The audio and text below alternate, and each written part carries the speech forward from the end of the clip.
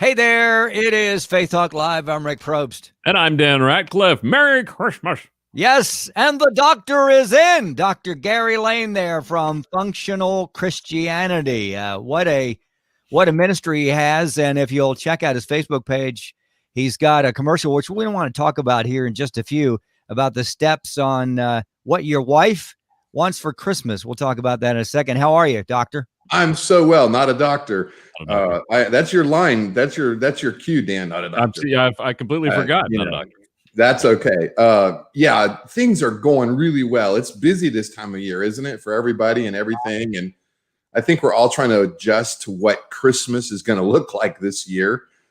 We've survived Thanksgiving, hopefully, and we kind of understand what it's going to look like over the holidays. There are some people who are kind of glad they can't go to their relatives for the holidays. So, but then there's those of us that really enjoy our family. And and just a quick shout out. I know it's catch you off, but my mom just went in the hospital with some chest pains and they think she's had a mild heart attack. So, COVID is kind of a crazy thing. She's in her 80s and doing well, but she's, can't talk to family and nobody can go visit her. And so I get it. But just thinking of my mom right now. So other than I'm enjoying life. I don't know about you guys. How are you? We're great. Well, prayers for Mama. We'll continue to pray for Mama and get her out there. Yeah, so we can have a great Christmas. She can have a great Christmas with her family.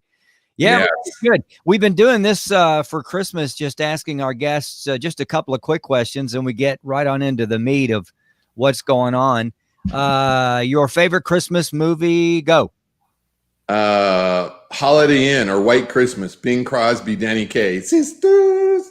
That's no, keep going with that. I don't know, but I really like that one. And then of course the opposite of that, Die Hard. Yes. You got to watch the Christmas Die Hard movie now, because I was an air traffic controller and lots of crazy wrong things in the movie. Now you brought up something interesting because we played Christmas trivia the other night. We had some friends over, and Donna asked about the holiday film, and nobody knew. We only know it by White Christmas. I didn't realize it had another name. Yeah, I think it's called. I think White Christmas is the song that Bing Crosby made famous. I'm Dreaming of a White Christmas. But I think it was actually called Holiday Inn, wasn't it? Yeah, according to trivia. I think that's actually why the Holiday Inn hotel chain was created. Because the guy was watched the movie or something and said, that's what I'm going to name my hotels, Holiday Inns. That's cool. You heard it here first. Yeah. Dr. Gary Layne. All right. One more quick question. Your favorite Christmas song? Go. Christmas. Mark Lowry wrote, Mary Did You Know? Yeah. But there's also a really good song. It's called Joseph's Song. It's not real popular, but it's talking about, kind of like the emotion of Joseph going through this whole thing. So those, the Mary song and the Joseph song, those are pretty good ones for me. Love them. Awesome. Dr. Gary Layne, Functional Christianity. All right, Dan, I'm not really sure how to do this, but because I do want to talk about the 4 steps of what to get your wife for Christmas. First of all, Gary, I watched that and I thought, wow, the content was off the chain. In fact, if you're watching or listening, you need to check that out. But something stood out on step 4. Let's go with step 4 first, because all right, this is what you say, right? Show her some love. You show her some love, and then you say something that I got to ask you about. Go ahead, Dan. Sure. Show her some love. And I don't necessarily mean in a sexual way, although it is Christmas and there's a lot of babies born in September, right? Looking to feel loved. So it's a PG show. This is a PG rated show, buddy. I don't know. How do I communicate that to my wife? What you just said. The part about the babies are born 9 months later. I mean, she should know. She's had 3. Here's the thing. You made me laugh out loud when I saw that. Okay. I was getting ministry and then you made me laugh. Well, you got to cut the tension a little bit, right? That's what humor is good for. the biggest kind of relationship thing that happens between husbands and wives when it comes to the area of touch and intimacy, and we'll keep it PG, is that typically, and this is always typically, if a man is touching his wife, he's thinking it's time to have sex, and she's like, oh, he wants sex. So there's this unwritten expectation that says, if I touch my wife, she's going to think I want sex. And the wife is saying, oh, he's trying to hold my hand and get close. I know what he wants. And so there's this tension there. And so to break that tension, you want to have an intimate relationship where you are touching and you are holding hands and you are snuggling, and there's not any need for sex to finalize the evening. So when I talk to couples, especially premarital counseling, I talk to them about you almost want to have your little phrase or your thought about, hey, see you in the bed, whatever your phrase is for, like, let's go have some sex, right? And I mean, it's gonna be functional. This is Christianity. It's about communicating. Are you okay, Dan? Yeah, I'm good. Yeah. Okay. Rick has turned red like the backdrop. Yes. Well, like the stocking behind him. You've just given me the phrase that pays. See you in the bed. But see, that's what's fun about it. You get to make up your own. You get to go like whatever yours is. Let's go do some laundry. Wow, that's a good one. I like that one. You got Rick on the floor. But you are right. You are absolutely right. Go on. The point is, you need to be able to touch your wife and rub her ear or caress her shoulder or touch her hand or give her a foot massage or something to show her that you love her, but I don't need sex in this moment. And that will relax her and calm her down, and she'll be more open to being in relationship with you in a more intimate way. Yes, and thank you, Robin O'Brien Moody, for the phrase that pays, I don't have a headache. Thank you. Thank you, Robin. That's it. So I think there is a joke about that where the guy brings a bottle of aspirin and some water into the bedroom. And she says, what's that for? And he says, well, I know you probably have a headache. Oh, I'm sorry, but you're killing me. Okay. You're killing me. But I need to go on the road with K. Dodd or something. Yeah, I think you do. Oh, wow. Check out the video. But I like the other steps as well. And it's all along the same line. And you're absolutely right. Typically, touch does mean that. But you say, hey, love her, show her respect, engage in conversation. That's what she wants. Yeah. Hey, 38 years, and I'm just now getting it, I think, maybe. Learn to encourage your wife with, back rubs or foot rubs or whatever she wants, but build a better relationship. I love that. That's really good. Yeah, and so that's kind of where my focus is going to be in 2021, helping couples communicate with each other, even if it's like, wow, that's the stupidest thing I've ever heard. At least now they're talking about how do we want to talk to each other? Yeah, that's working. So it's going to be a lot of fun in 2021. It will be, because you're starting functional Christianity. Yeah.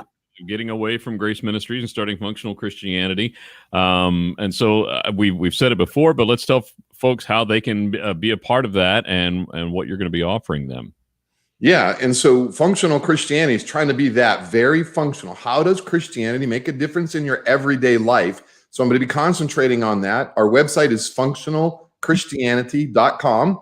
And there I'm going to be talking about intensive counseling for couples that need some spiritual surgery or some relationship surgery. So you can come to stay over here. We have the house decorated for Christmas. Allison has done a great job.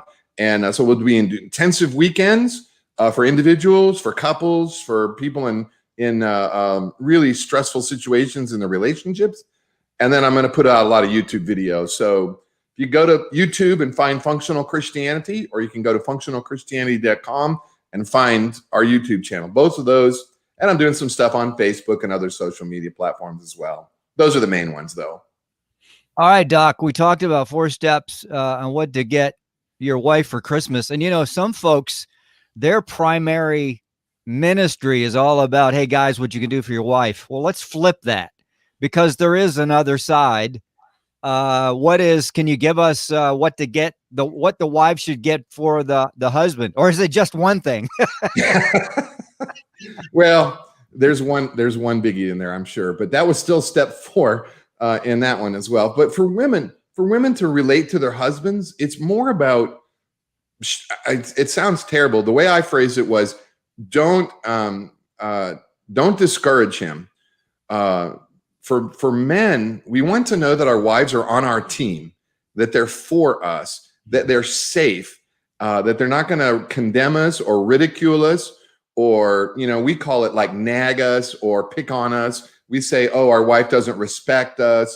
And so I'm just trying to communicate to the women that they have this amazingly important role in the family of not only being maybe the mother, but the wife is so much of an encouragement to her husband.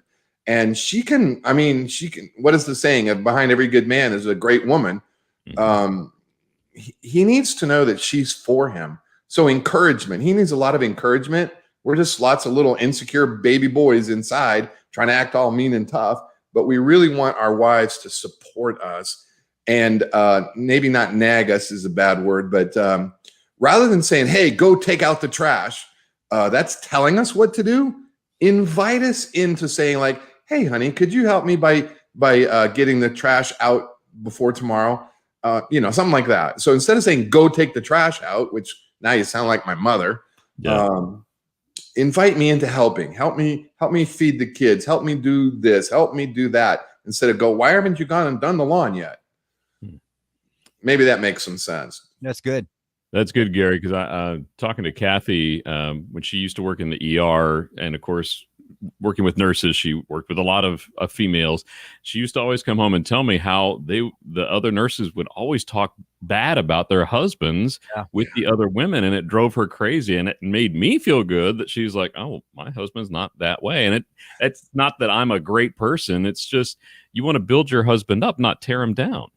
Yeah, and God created us for relationship, and the closest, most intimate relationship is first with him, but second, human is with a spouse.